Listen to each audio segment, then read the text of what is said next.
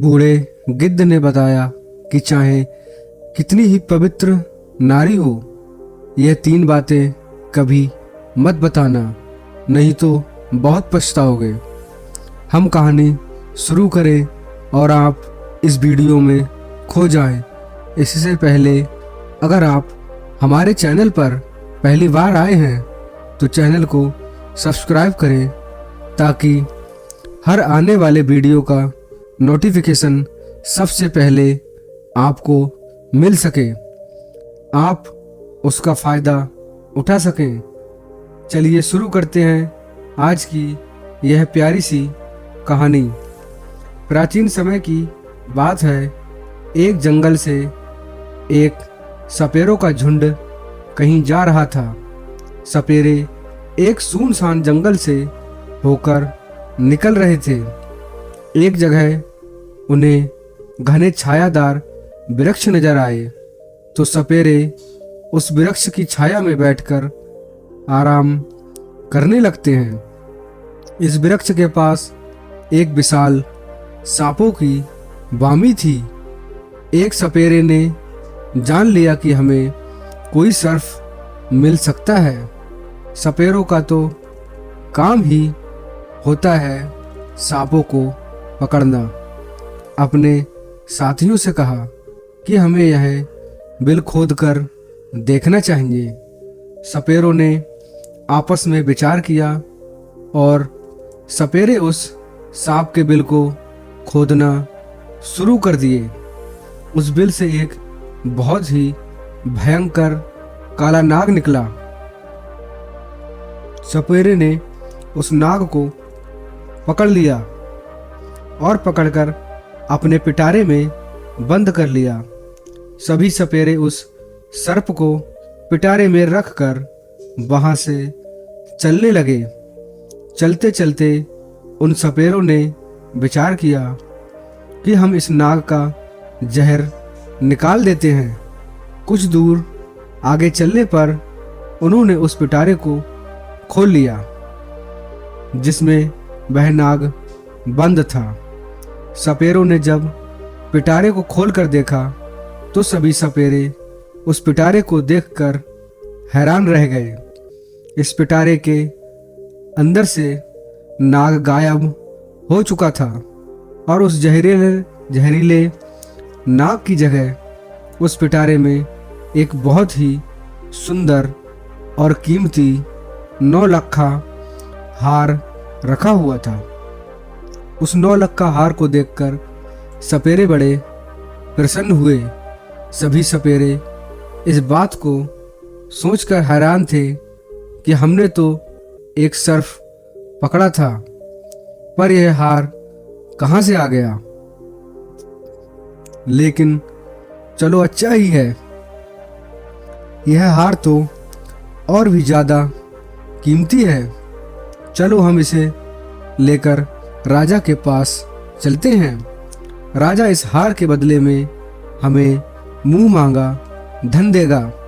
यही सोचकर सभी सपेरे राजा सूर्य प्रताप के शहर को चल देते हैं। सपेरे राजा के महल में पहुंचते हैं। इधर राजा का दरबार लगा हुआ था। दरबार में राजा और राजा के सभी मंत्री बैठे हुए थे। अचानक से दरबार में सपेरों का एक झुंड प्रवेश करता है। सभी सपेरों ने राजा को प्रणाम किया।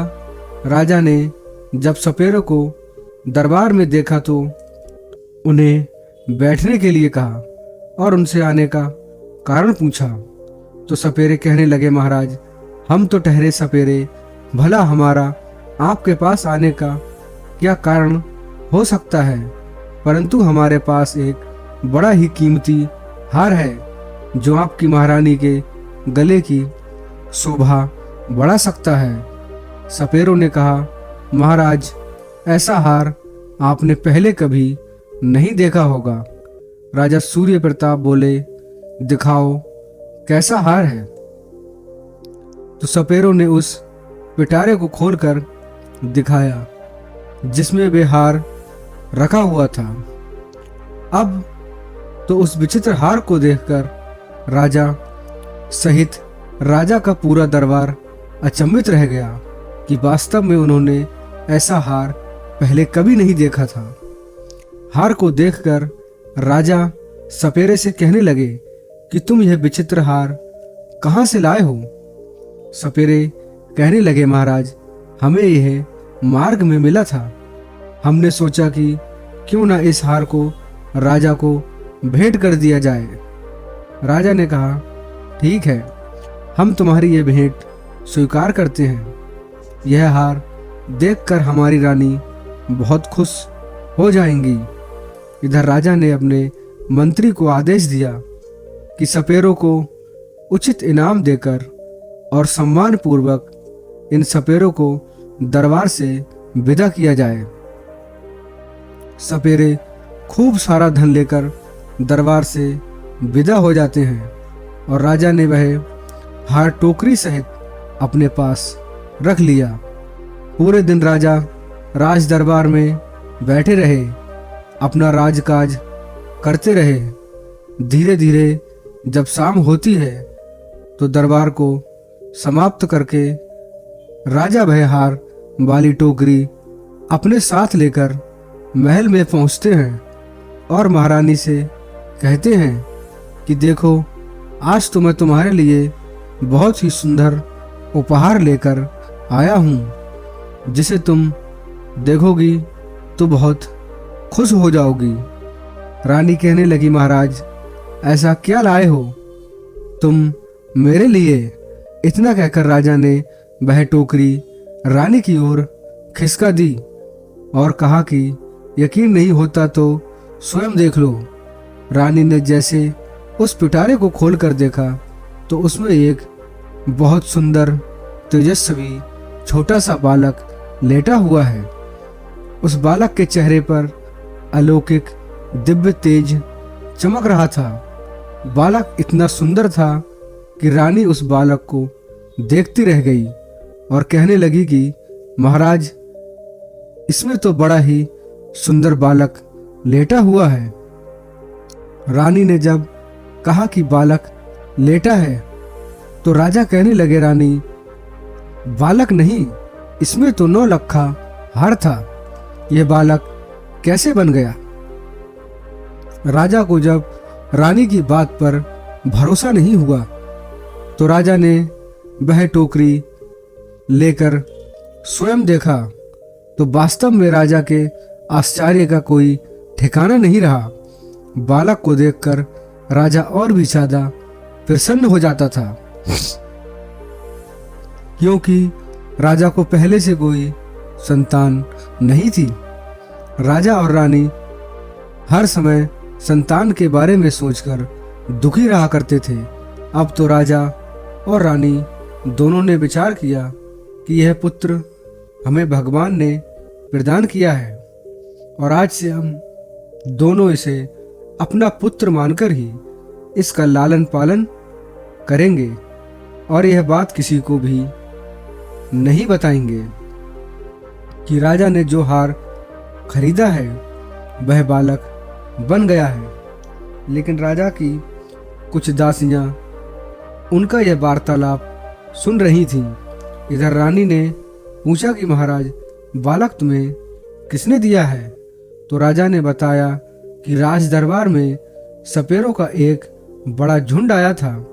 उन्होंने ही हमें एक पिटारी में रखकर 9 लाख का हार भेंट किया था, परंतु ईश्वर की कृपा से दरबार से महलों को आते आते यह हार से सुंदर पुत्र बन गया।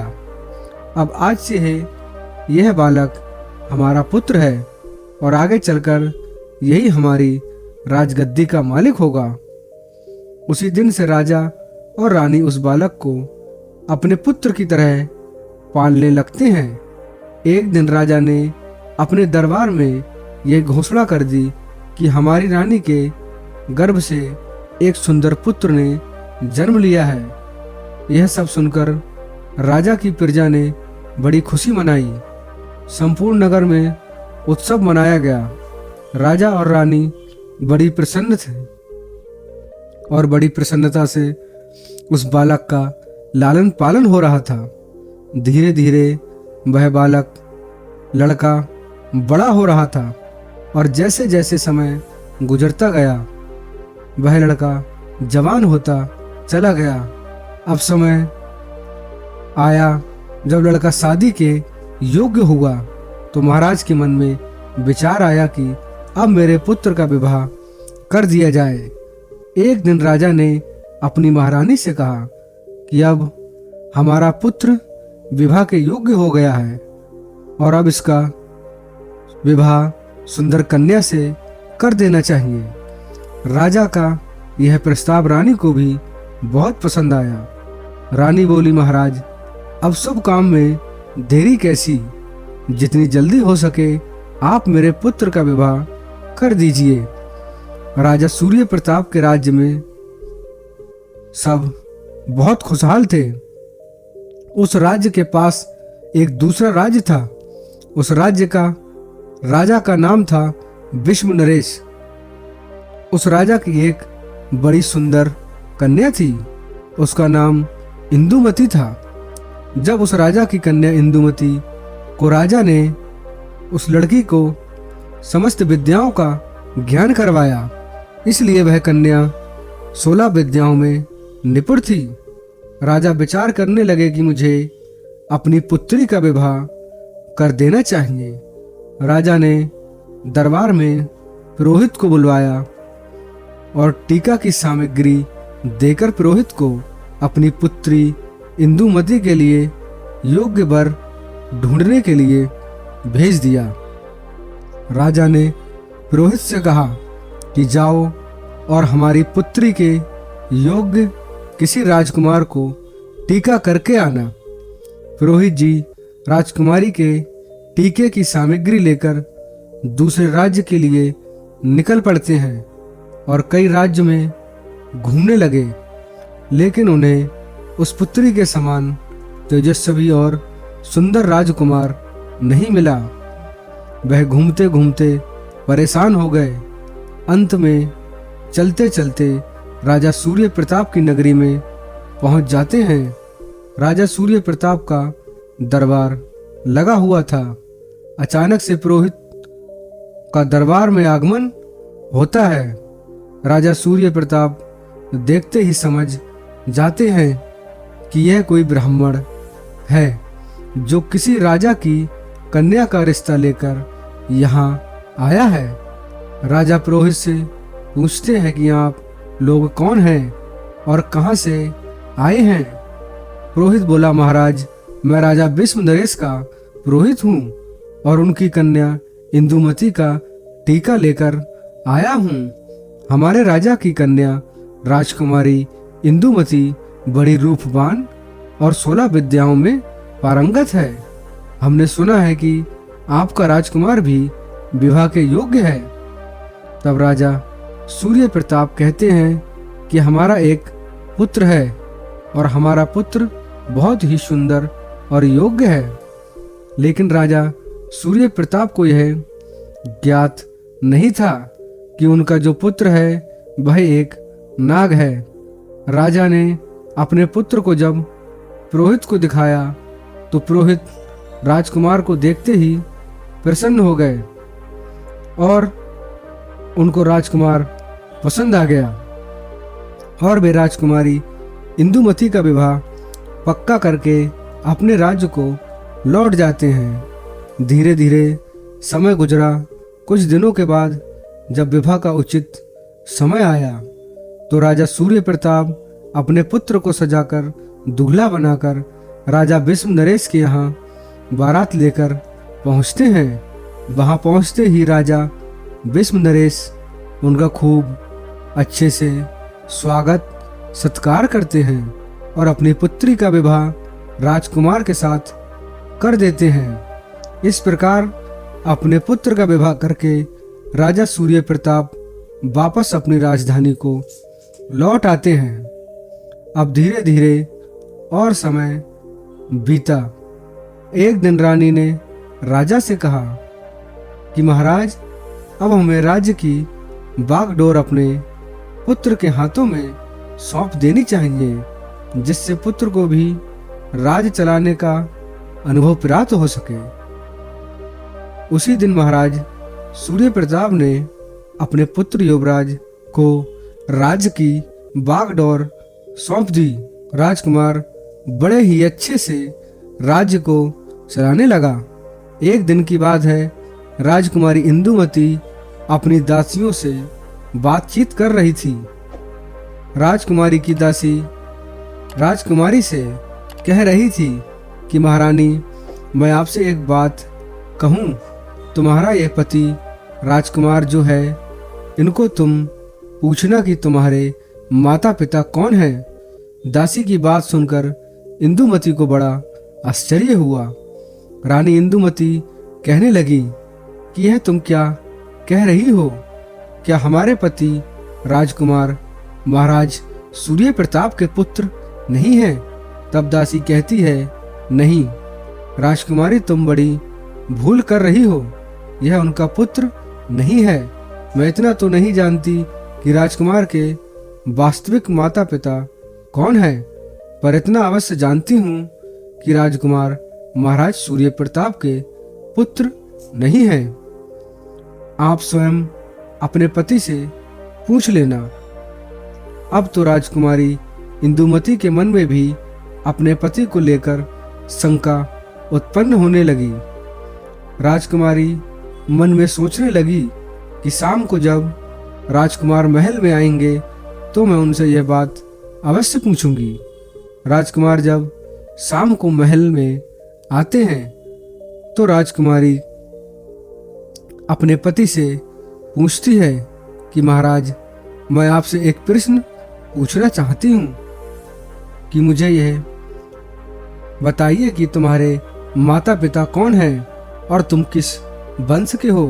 यह बात सुनकर के राजकुमार कहने लगा, रानी, क्या तुम्हारी मत मारी गई है? महाराज सूर्य प्रताप और महारानी मेरे माता पिता हैं। तब इंदुमती बोली कि नहीं महाराज, आज आप मुझसे कुछ छुपा रहे हैं। कृपया सच बताइए। तुम्हें माँ गंगा की कसम, तुम मुझे यह भेद जरूर बताओ। अब तो यह बात सुनकर के राजकुमार बड़े धर्म संकट में फंस जाते हैं। राजकुमार सोचने लगे तो आज किसी न किसी ने इसके मन में यह प्रश्न पैदा कर दिया है। इसको जरूर किसी ने बहका दिया है और यह पूछे बिना मानेगी नहीं। राजकुमार ने अपनी पत्नी को बहुत समझाया, देवी, मैं महाराज का पुत्र हूँ, तो तुम क्यों व्यर्थ में मेरा दिमाग खराब कर रही हो? अब तो राजकुमारी हट करने लग गई कि अब तुम्हें मुझे बताना ही पड़ेगा कि तुम किस वंश के हो, तुम्हारे माता पिता कौन है। अब तो राजकुमार सोचने लगा कि लगता है मुझे इसको बताना ही पड़ेगा, यह पूछे बिना मानेगी नहीं। राजकुमार बार बार अपनी पत्नी से कहता है कि मान जाओ, अभी भी समय है। तुम मुझसे यह बात मत पूछो वरना बहुत पछताओगी। लेकिन राजकुमारी तो मानो जिद ही कर बैठी हो। कहने लगी, नहीं, बताओगे नहीं तो भोजन ग्रहण नहीं करूंगी। मैं समझूंगी तुम मुझसे झूठा प्रेम करते हो। यह बात सुनकर राजा का पुत्र कहने लगा, ठीक है, नहीं मानते हो तो ठीक है, मैं तुम्हें यह बात बताऊंगा, पर यहाँ नहीं। हम कल महलों से बाहर वन विहार के लिए चले जाएंगे और वहां चलकर मैं तुम्हें सब कुछ बता दूंगा। अब तो रथ सजाया गया। उसमें राजकुमार और उसकी पत्नी इंदुमती दोनों बैठ जाते हैं और वन विहार करने का बहाना करके दोनों महलों से निकल जाते हैं और एक नदी के किनारे आ जाते हैं। नदी को देखकर राजकुमारी इंदुमती कहने लगी कि महाराज, आप मुझे इस नदी के पास लेकर क्यों आए हो? क्या इस नदी से तुम्हारा कोई संबंध है? तब राजकुमार कहता है, मैं फिर तुमसे कहता हूँ कि मान जाओ और मुझसे मेरे वंश के बारे में मत पूछो। वरना तुम्हें बहुत पछताना पड़ेगा। मगर किसी ने सच कहा है, बाल हट और प्रिय हट यह बड़े बुरे हट होते हैं। राजकुमार के समझाने पर भी राजकुमारी नहीं मानी और कहने लगी, नहीं महाराज, मुझे ये जरूर बताओ कि तुम्हारे माता पिता कौन हैं और तुम किस वंश के हो।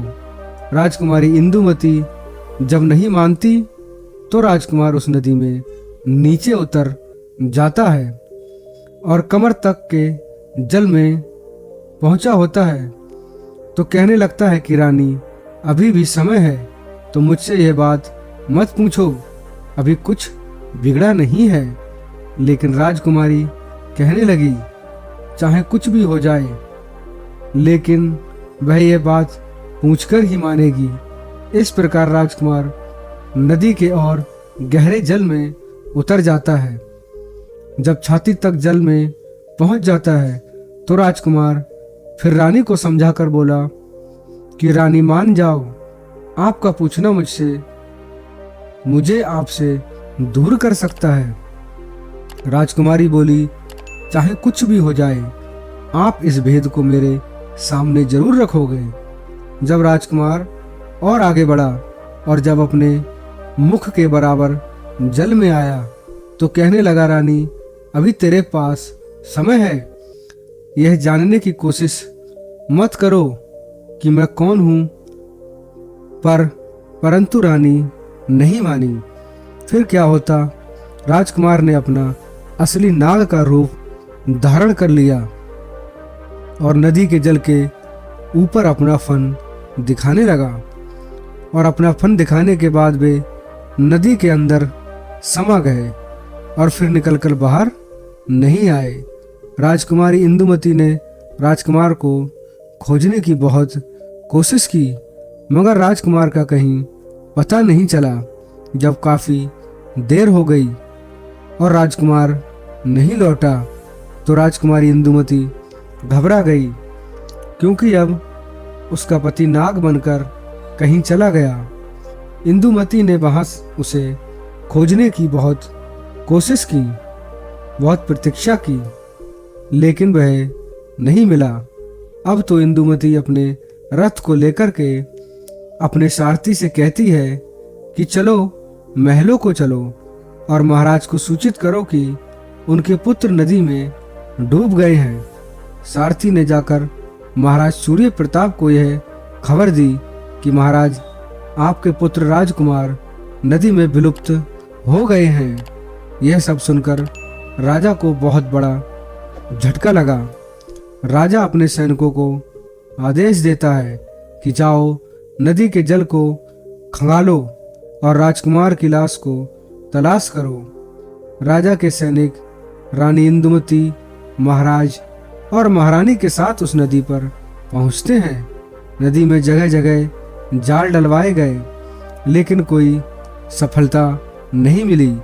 नदी में कई गोताखोरों ने राजकुमार की लाश की तलाश की, मगर कुछ हाथ नहीं लगा।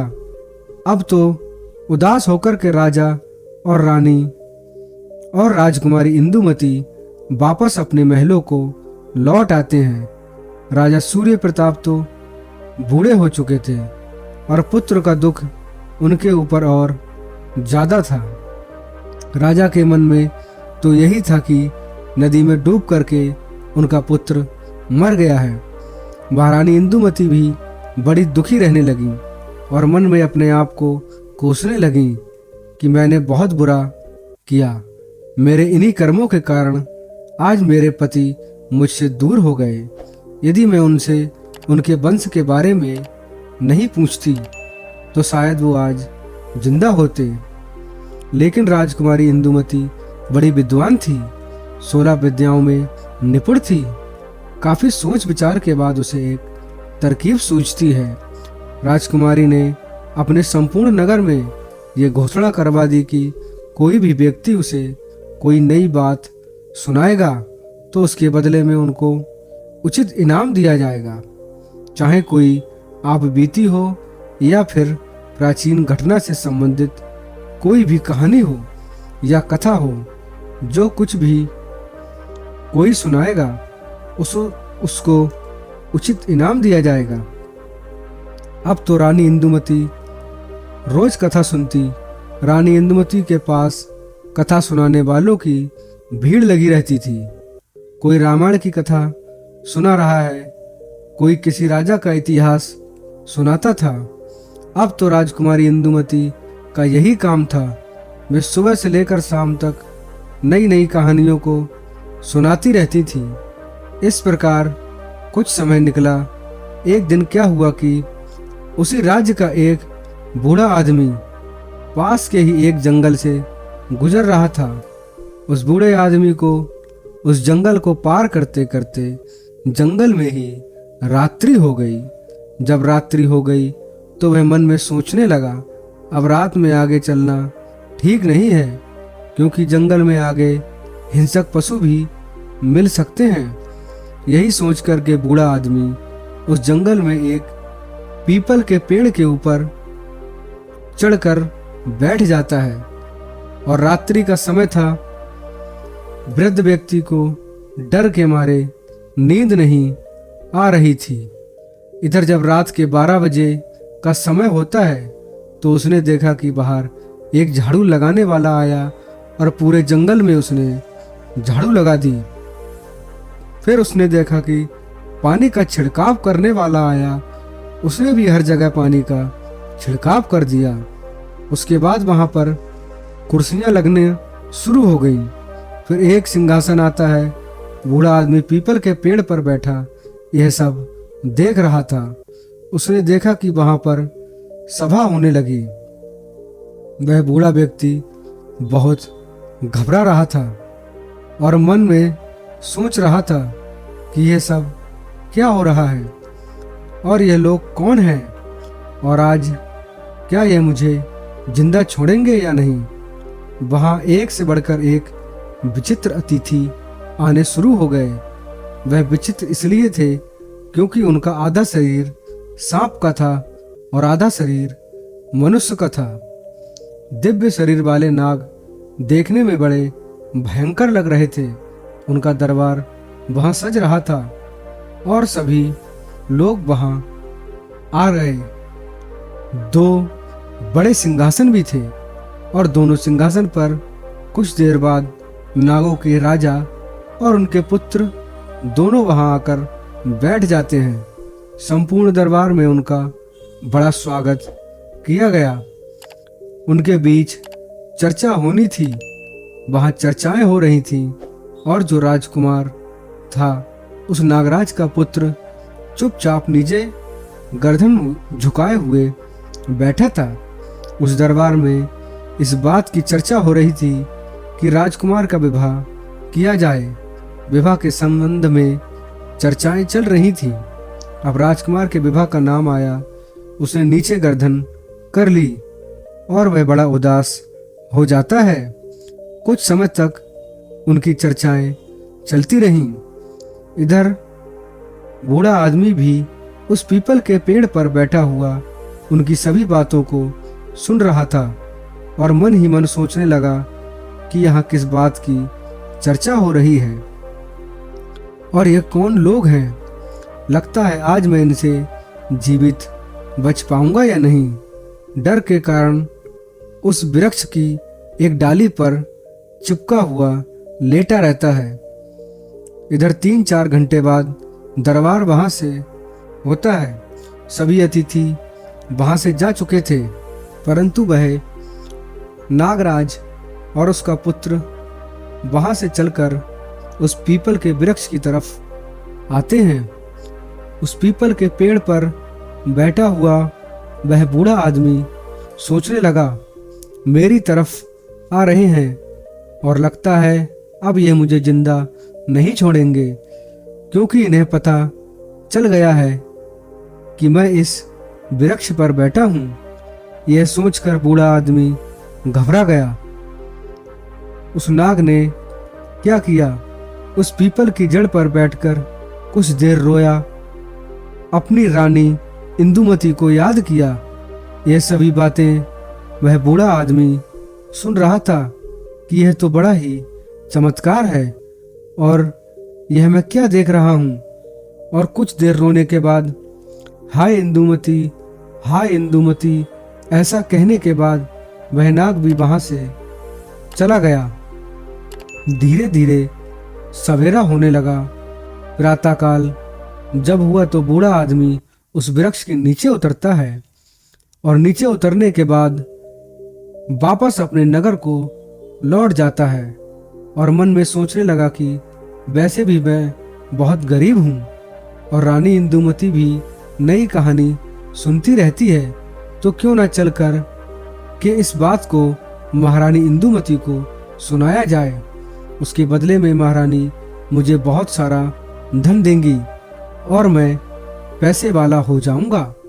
ऐसा विचार करके बूढ़ा आदमी उसी जगह आ जाता है जहां रानी इंदुमती का मंडप लगा हुआ था, जहां रानी इंदुमती रोज कथा सुना करती।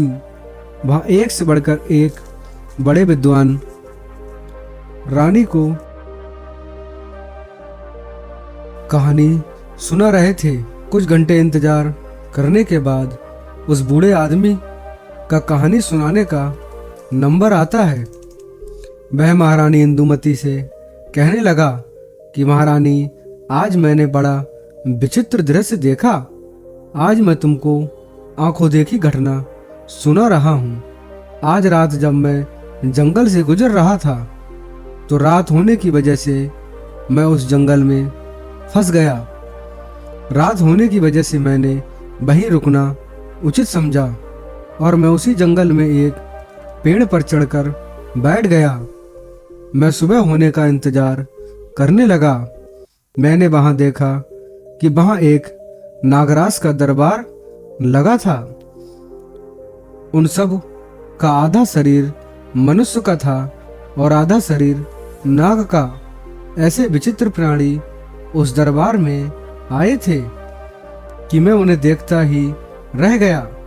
कुछ देर देखने के बाद मैंने विचार किया कि ये लोग मुझे मारेंगे तो नहीं, परंतु मैं पीपल के वृक्ष पर चिपका हुआ उनकी बातें सुनता रहा।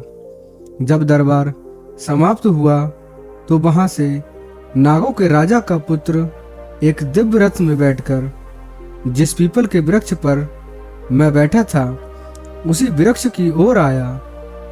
वह उस रथ से उतरा और पीपल के वृक्ष के नीचे बैठकर कुछ देर हाय इंदुमती, हाय इंदुमती कहकर रोता रहा। उसके बाद वह वहीं से अदृश्य हो गया। अब यह बात जब राजकुमारी इंदुमती ने सुनी तो उस बूढ़े आदमी से कहने लगी कि बाबा, मैं तुम्हें इतना धन दूंगी कि तुम्हारी कई पीढ़ियां बैठे खा सकती हैं, परंतु तुम मुझे उस स्थान पर ले चलो जहां तुमने उस राजकुमार को रोते हुए देखा। यह सब सुनकर बूढ़ा आदमी घबरा जाता है और कहता है, राजकुमारी, अब मैं वहां नहीं जाऊंगा। वहां जाने से मुझे बहुत डर लग रहा है। तब राजकुमारी कहती है कि नहीं बाबा, तुम चिंता मत करो, तुम्हें मेरे साथ वहां चलना ही पड़ेगा। इतना कहकर रानी इंदुमती ने एक सोने की मोहरों से भरी हुई थैली उस बूढ़े आदमी को दे दी और कहा कि मैं तुम्हें और भी सोना दूंगी, तुम मुझे उस स्थान पर पहुंचा दो। बूढ़ा आदमी रानी द्वारा दी गई सोने की मोहरों को देखकर खुश हो जाता है और वह राजकुमारी इंदुमती को लेकर उस जंगल की तरफ चल देता है। उसी स्थान पर जाकर बूढ़े आदमी ने बताया कि राजकुमारी, मैंने इसी पीपल के वृक्ष के नीचे यह सब देखा था। रानी इंदुमती उस वृक्ष के ऊपर चढ़कर बैठ जाती हैं और वह इंतजार करने लगती हैं। उस दरबार का इंतजार करते करते पूरी रात निकल जाती है, लेकिन वहां पर कोई नहीं आता। उस दिन ना तो कोई दरबार सजता है और ना कोई नाग आता है। अब तो इंदुमती उस बूढ़े व्यक्ति पर क्रोधित हो जाती हैं और कहती हैं, बाबा तुमने झूठ बोला है और इसके लिए तुम्हें मैं कड़ी से कड़ी सजा दे सकती हूँ। बूढ़ा आदमी कहने लगा, नहीं महारानी, मैंने कोई झूठ नहीं बोला था। मैंने जो अपनी आंखों से देखा वही बताया। रानी बोली, तो फिर आज क्या हुआ? बूढ़े व्यक्ति ने कहा, यह मैं भी नहीं जानता कि वह लोग आज क्यों नहीं आए। रानी बेहद ही निराश होकर अपने महल को लौट आती है।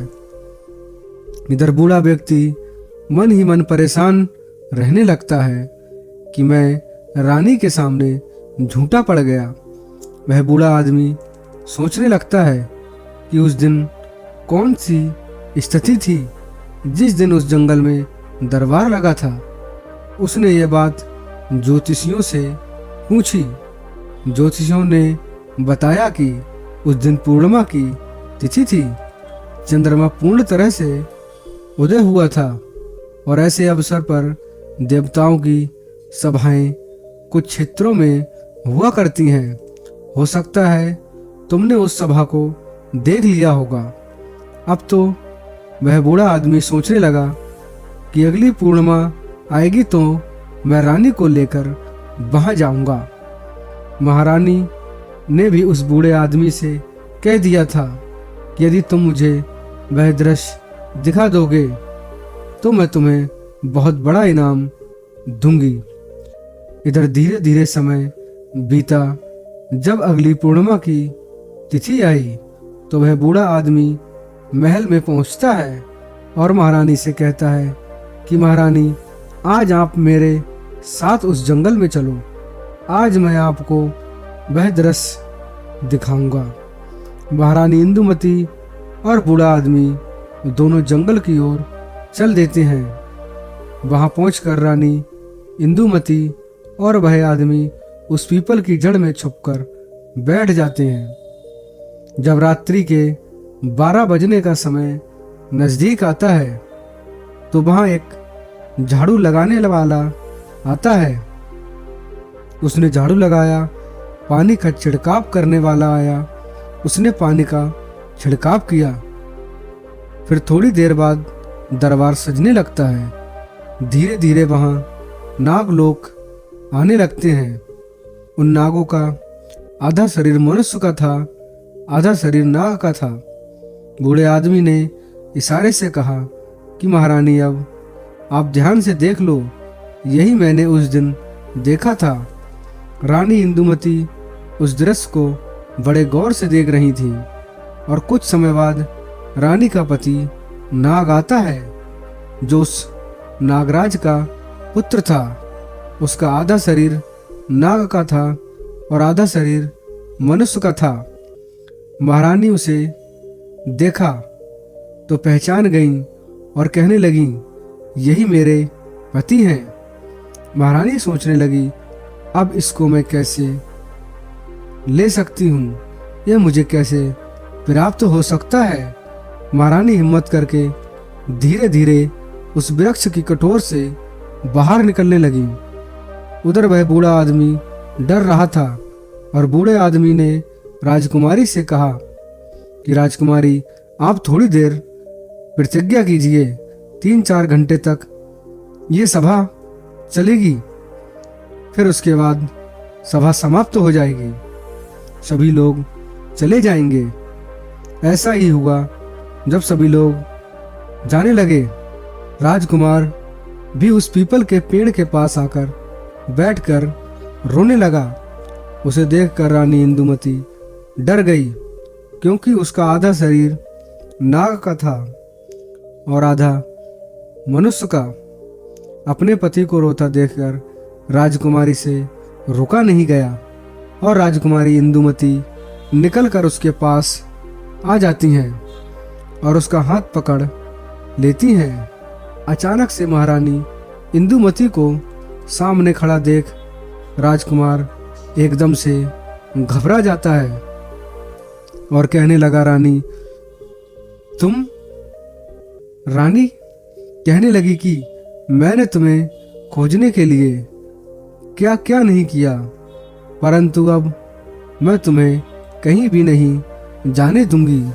यह सुनकर राजकुमार कहने लगा, रानी अब तो बहुत समय हो चुका है, अब तो मुझे प्राप्त नहीं कर सकती। यहाँ जो सभा होती रहती है वह मेरे विवाह को लेकर ही होती है। मेरे पिता इस सभा में मेरे विवाह का प्रस्ताव रख चुके हैं और जब तीसरी सभा होगी तो उस सभा में मेरा विवाह तय हो जाएगा, और जब मेरा विवाह तय हो जाएगा तो बताओ मैं तुम्हारे साथ कैसे रह पाऊंगा। मुझे तो अपनी पत्नी के साथ रहना पड़ेगा। तुमने तो मुझे त्याग दिया है। मैंने उस दिन तुम्हें बार बार समझाया था कि मुझसे मेरा वंश मत पूछो। राजकुमार की बात सुनकर रानी इंदुमती रोने लगती है और बार बार अपने किए की क्षमा राजकुमार से मांगती है। राजकुमार कहता है, राजकुमारी रोने का समय नहीं है, मैं तुम्हें एक उपाय बताता हूँ। यदि तुमने वह उपाय कर लिया तो शायद मैं तुम्हें प्राप्त हो जाऊंगा। रानी इंदुमती बोली कि तुम मुझे जो उपाय बताओगे मैं वही उपाय करूंगी, लेकिन तुम्हें मेरे साथ रहना होगा। राजकुमार बोला, रानी अब मेरे जाने का समय हो गया है, मुझे मेरे पिता के दरबार में पहुंचना है, परंतु अगली पूर्णिमा के दिन तुम्हें इसी प्रकार यहाँ आकर के बैठना होगा, और जब यहाँ सभा लगने लगे तो ध्यान से रखना, तुम चुपचाप महाराज का सिंहासन के नीचे छुपकर बैठ जाना। जब मेरे विवाह की बात चले तो तुम उस सिंहासन के नीचे से निकलकर महाराज के सामने जाकर खड़ी हो जाना, और फिर तुम मुझे महाराज से मांग लेना। अगर महाराज ने कह दिया तो मैं तुम्हें प्राप्त हो जाऊंगा। इतना कहकर वे नाग वहां से अदृश्य हो जाता है। इधर महारानी इंदुमती और बूढ़ा आदमी भी अपने नगर को लौट आते हैं। रानी दुखी रहने लगी कि पता नहीं मैं राजकुमार को प्राप्त कर पाऊंगी या नहीं।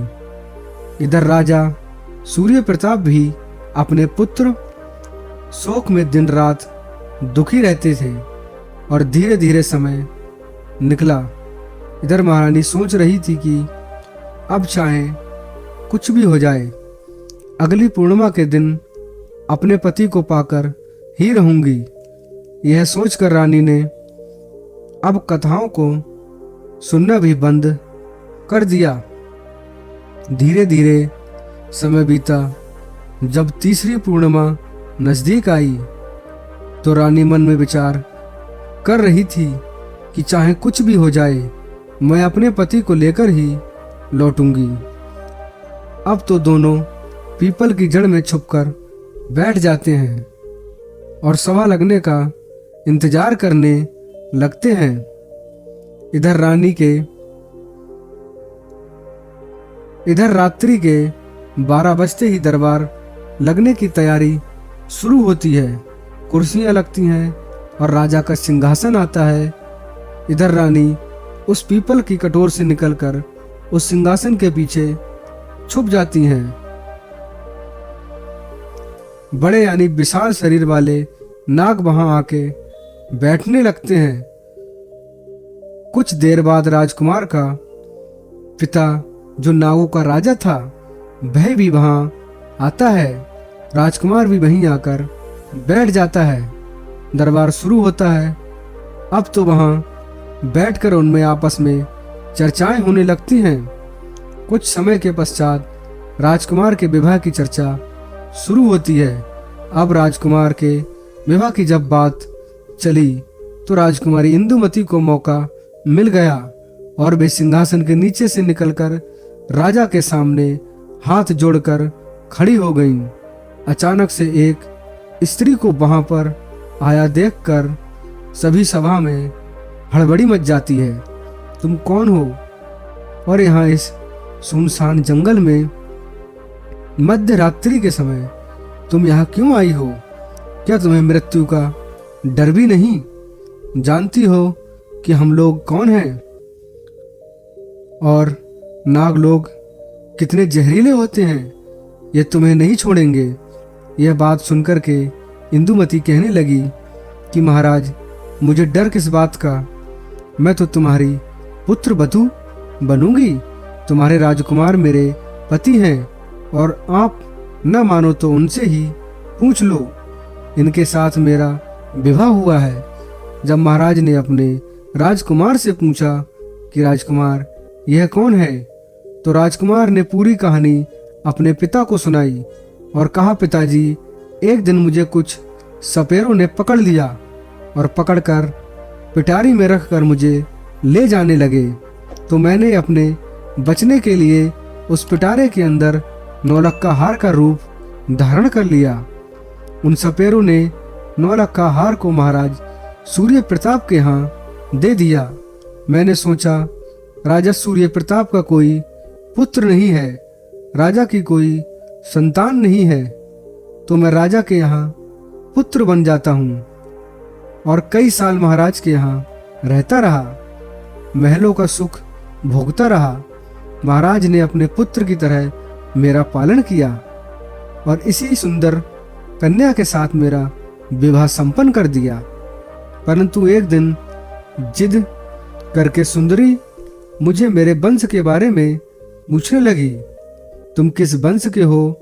मैंने इसे बहुत समझाया, परंतु यह नहीं मानी, और जब नहीं मानी तो मैं जहाँ मेरा स्थान था वहाँ इन्हें लेकर गया और वहाँ पहुंचकर मैं अपने वास्तविक स्वरूप में आ गया और मैं अपने परिवार के पास चला गया। यह बात महाराज ने जब सुनी तो नागराज कहने लगा कि देवी, क्या यह सच कह रहा है?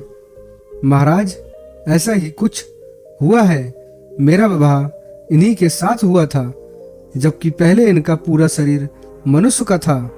इंदुमती की बात सुनकर नागराज ने अपने पुत्र को फटकार लगाई कि पहले तो तुमने हमारी परंपरा के खिलाफ जाकर पृथ्वी लोक पर विवाह किया और फिर उसके बाद तुम इस स्त्री को छोड़कर हमारे पास वापस आ गए। तुमने ये अपराध किया है। अब मैं तुम्हें श्राप देता हूं कि जब तक यह स्त्री जीवित रहेगी तब तक तुम पृथ्वी लोक पर रहकर इनका साथ दोगे। इसे छोड़ नहीं सकते। इसे अपनी पत्नी के रूप में रखना होगा और जिस राजा के तुम पुत्र बने थे उस राजा का राज्य भी तुम्हें ही संचालित करना होगा। उस राजा की सेवा करनी होगी जब तक यहाँ का कार्यकाल समाप्त नहीं हो जाता। तब तक तुम हमारे साथ हमारे पास नागलोक में लौट नहीं सकते।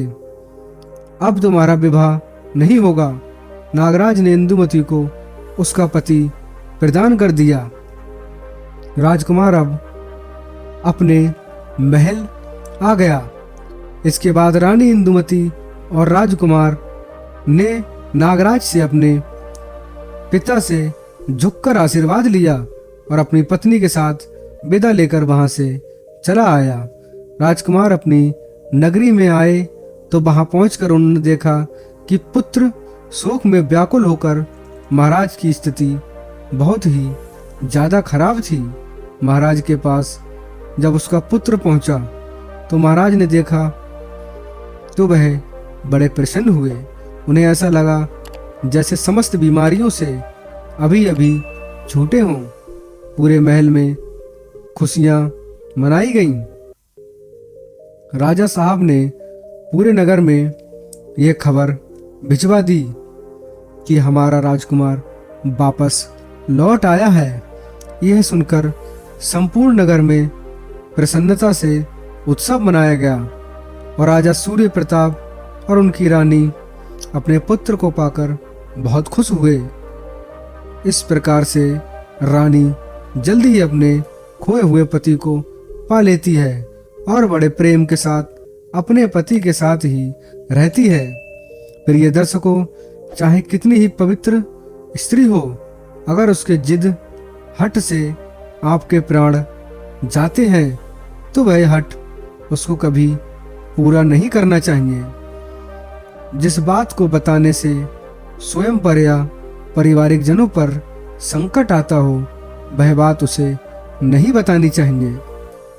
जिस बात के कहने से स्त्री के पिता का माता का अपमान होता हो, आपकी मान प्रतिष्ठा धूमल होती हो, उस बात को कभी भी ना कहें। दोस्तों, यह वीडियो आपको कैसी लगी हमें कमेंट बॉक्स में ज़रूर बताएं और हमारे चैनल पर अगर आप नए हैं तो हमारे चैनल को सब्सक्राइब ज़रूर करें ताकि इस तरह की वीडियो सबसे पहले आप तक पहुंच सकें। धन्यवाद।